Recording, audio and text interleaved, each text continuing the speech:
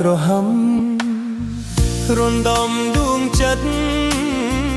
ដូចយប់ងងឹតគ្មានពន្លឺ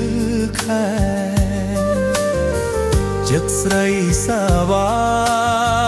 រៀបការគូថ្មីចោលបងក្រក្រៃសែនឈឺចុកផ្សាសំលេងភ្លេងការសែនពីរូបក្រៃ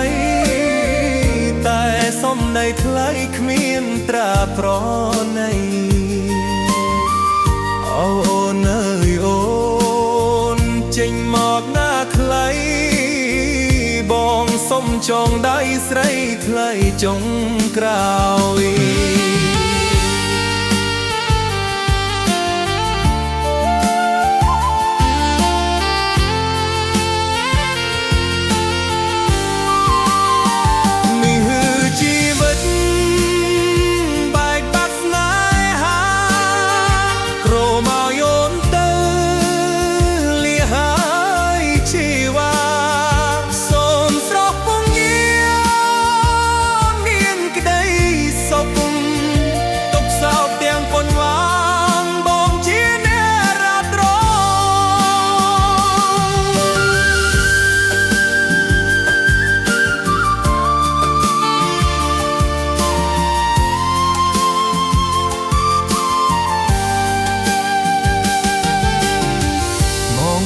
ឡើងវិញ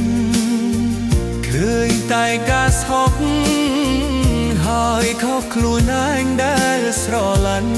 ស្អីស្នេហាបងផ្ដល់មិនញៀនដំឡៃឲ្យស្រស់ចរណៃ